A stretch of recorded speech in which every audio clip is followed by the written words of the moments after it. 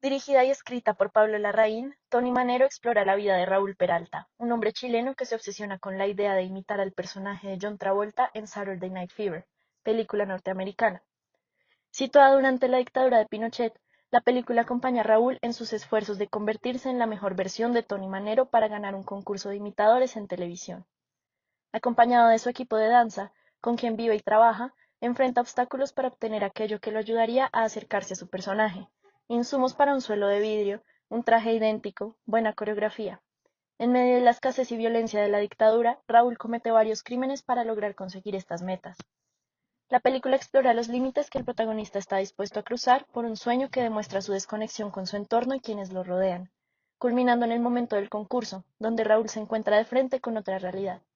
Es derrotado por otro imitador y además ha perdido a su comunidad a manos de la violencia a la que era indiferente. En Tony Manero, filmada en el 2008, Pablo Larraín no presenta a Raúl Peralta como un simple psicópata clínico desvinculado de su entorno, sino como una personificación patológica del sujeto colonial de la Guerra Fría. En el marco de la dictadura militar de Augusto Pinochet, la hegemonía y el control de los Estados Unidos sobre Chile no se limitaron a la reestructuración macroeconómica y el tutelaje militar solamente.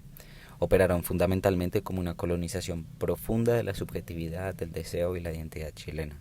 Raúl Peralta es realmente una alegoría viviente de la nación bajo el régimen, un cuerpo que es despojado de memoria histórica e identidad local, cuyo inconsciente ha sido completamente ocupado por la industria cultural estadounidense. Su violencia explícita e impune es no más sino el síntoma directo de un sistema que validó la aniquilación del prójimo con tal de alcanzar una simulación periférica y precaria de la modernidad capitalista. Para entender un poco mejor el filme tenemos que tener en cuenta tres escenas que son fundamentales. Como primera escena tenemos la televisión a color y el sacrificio de los vulnerables entre el minuto 10 y el 15. En este bloque temprano de la película el director nos introduce de lleno en la psicopatía de Raúl Peralta, que como ya lo hemos dicho, funciona más como un reflejo de la psicopatía de todo un sistema.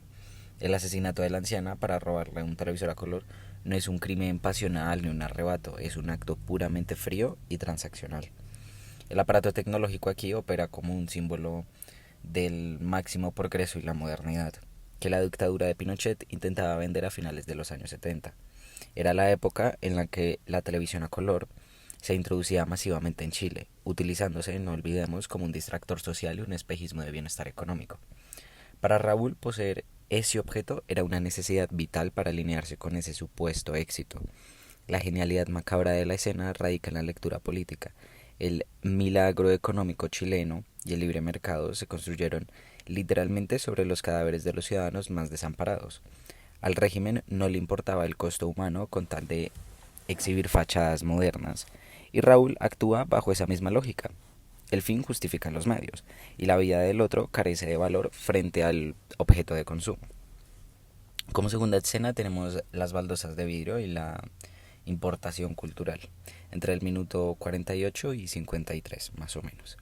El deseo de Raúl por replicar la icónica pista de baile de Fiebre de Sábado por la Noche lo lleva a asesinar al proyeccionista de cine de barrio para robar unas baldosas de vidrio. Esta secuencia es quizás la metáfora más perfecta del Chile de 1978, que nos presenta la película. Mientras el país real era gris, periférico, censurado y violento, el discurso oficial empujaba una fantasía de apertura económica, la importación total de los productos e ideales norteamericanos. Raúl no busca ser un artista original, busca ser una copia exacta, un simulacro de John Travolta. Para lograr esa ilusión cosmética y sintética de luces y brillo, destruye el cine local y mata al proyeccionista, quien representa la cultura comunitaria, el arte de barrio y la memoria del cine clásico chileno. Es un reflejo exacto de las políticas de la dictadura, el desmantelamiento del tejido social y de la identidad local para instalar por la fuerza un modelo importado, artificial y profundamente alienante. Chile intentaba para ese momento vestirse de gala sobre un suelo que estaba ensangrentado. Como tercera y última escena tenemos el colapso en el set y la degradación final, entre el minuto 1:18 y el final de la película. El clímax de la película, concentrado de forma brutal e intensa entre el minuto 1:18, más o menos, nos muestra el colapso absoluto de la utopía neoliberal a través de la participación de Raúl en un concurso de televisión de imitadores y pues su escatológica escena final. Raúl creía ciegamente que el sistema lo iba a premiar por su lealtad, por haber adoptado sus reglas salvajes y haber sacrificado su humanidad para encajar. Sin embargo, al pisar el set de televisión, la realidad lo golpea. Para la pantalla chica y los productores, él es solo un peón desechable, un entretenimiento barato, la misma cultura del consumo que él idolatraba y por la que se convirtió en un monstruo prácticamente. Lo terminan usando, masticando y escupiendo en televisión nacional. La defecación anterior a esta escena final es el momento exacto en el que se rompe la ilusión también. Se despoja por completo del glamour de Hollywood al personaje que queda reducido a su naturaleza más primaria, grotesca y sucia.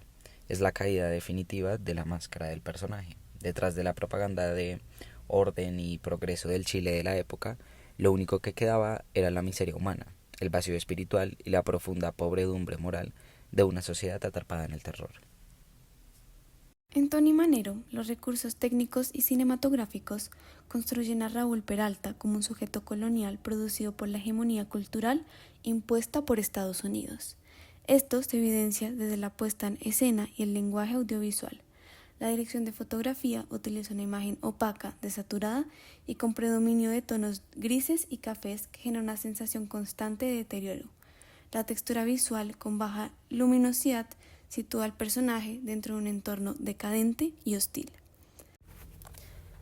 El trabajo sonoro también es fundamental. La película utiliza un sonido seco y frívolo, donde predominan respiraciones, pasos, golpes, puertas y silencios incómodos. No hay musicalización emocional que acompañe la violencia. Los actos ocurren con crudeza y naturalidad, haciendo que todo se sienta cotidiano y vacío. Además, Pablo Larraín elimina casi por completo la música en español durante la película. El único momento donde aparece una canción en español es cuando Connie canta destrozada ante la indiferencia de Raúl. Mientras el inglés aparece ligado a la imitación y a la novedad, el español surge de dolores internos. Justo después de que Connie canta, Raúl sube a su hija al cuarto y es donde da paso a una de las escenas más incómodas de la película. El español aparece como una lengua desoladora. En contraste, la canción de John Travolta y la constante presencia de Saturday Night Fever introduce un universo sonoro completamente distinto. La música disco aparece con mayor limpieza, brillo y energía, rompiendo con el entorno chileno. Técnicamente, la mezcla sonora resalta estas canciones para convertirlas en una fantasía aspiracional. Así, la industria cultural estadounidense invade por completo la subjetividad de Raúl. Su deseo de convertirse en Travolta evidencia una pérdida de identidad local e histórica. La cultura pop aparece entonces como un mecanismo de control. La cámara en mano y los movimientos inestables profundizan en la inestabilidad del personaje. Muchos planos son Raúl corriendo, escondiéndose, siendo perseguido, reforzando la idea de este desequilibrio mental y desequilibrio social. En oposición están los planos fijos que aparecen principalmente durante las escenas televisivas o cuando Raúl imita los bailes de Travolta. Allí la imagen adquiere estabilidad, simetría y un orden visual. Técnicamente, estos encuadres más estáticos y equilibrados construyen una ilusión falsa de perfección. La iluminación profundiza esta contradicción entre realidad y fantasía. En los exteriores domina una luz natural, opaca y bajo contraste, mientras que en los interiores suelen estar iluminados con fuertes fuentes de luz. Este contraste visual materializa una promesa inalcanzable, pero cuando en realidad de fondo existe un vacío identitario sobre la que está construida una sociedad en dictadura. Sobre la latinoamericanidad. Tony Manero representa en su trama y personajes una de las tesis principales de Marta Traba, el reemplazo del signo por la señal. Raúl se embarca como protagonista en un deseo profundo de querer imitar aquel arte que le es transmitido por los medios, limitado aún más por las consecuencias de la escasez mediática y cultural del escenario de las dictaduras latinoamericanas, en este caso el mandato de Pinochet. Raúl vive una clara desconexión con su entorno, que a su vez es una analogía sobre la posición de Latinoamérica de manera global en cuanto a que son las tendencias occidentales las que encasillan al continente en un imaginario que homogeniza el arte y la cultura y procura alejarse de mensajes políticos o polarizados. Este es el contraste entre el protagonista y los personajes secundarios, que viven una historia alternativa de la cual el espectador tampoco se entera, ya que ve todo a través de los ojos de Raúl. Si vemos a Raúl como una personificación del pueblo latinoamericano bajo los criterios norteamericanos, su sesgo y su obsesión hacia querer convertirse en una figura de la cultura popular estadounidense representan las condiciones globales impuestas a Latinoamérica para lograr su propia visibilidad. Su arte e imagen deben convertirse en algo global, digerible por un amplio público. Su forma de lograr esta globalidad es siguiendo la señal norteamericana, en este caso a través de una imitación minuciosa de una figura que es llanamente promotora del entretenimiento despolitizado que se difundía en el continente. Tony Manero es la señal y Raúl es el artista que la copia. También vale la pena mencionar nuevamente el panorama socioeconómico de Latinoamérica bajo las dictaduras y cómo este afecta el estilo de vida de sus habitantes. La normalización de la violencia y el control militar hace que personajes como Raúl busquen otros modos de supervivencia tanto económica como cultural, en este caso a través de su grupo de danza. A través de sus shows le dan un escenario al arte que la dictadura, la censura y la homogenización le había quitado, pero a su vez es una forma de desensibilización y desconexión del panorama político. Tal es su disociación con su entorno que en lugar de oponer o criticar la violencia, la usa a su favor para conseguir aquello que desea. De este modo, los obstáculos que se le presentan al protagonista también son prueba de que, por mucho que se quiera imitar la fantasía de Occidente, jamás se puede ignorar del todo que Latinoamérica sigue siendo su propia esfera, indudablemente ligada a su escenario político. La dictadura en el filme no es el foco central, pero sí es el ambiente. Se evidencia en la decadencia de sus espacios y de su gente, y en los impedimentos de Raúl. El traje que no es idéntico al de la película, las tablas del piso que se dañan, el costo tan alto del vidrio para reemplazarlo, incluso la reacción de los demás personajes cuando Raúl repite los diálogos de Saturday Night Fever en inglés. Raúl pretende no asociarse con su identidad local, pero ésta siempre lo persigue. Es aquel sujeto al que Marta Traba se refiere como quien ha llegado a una franca aceptación del Estado colonial.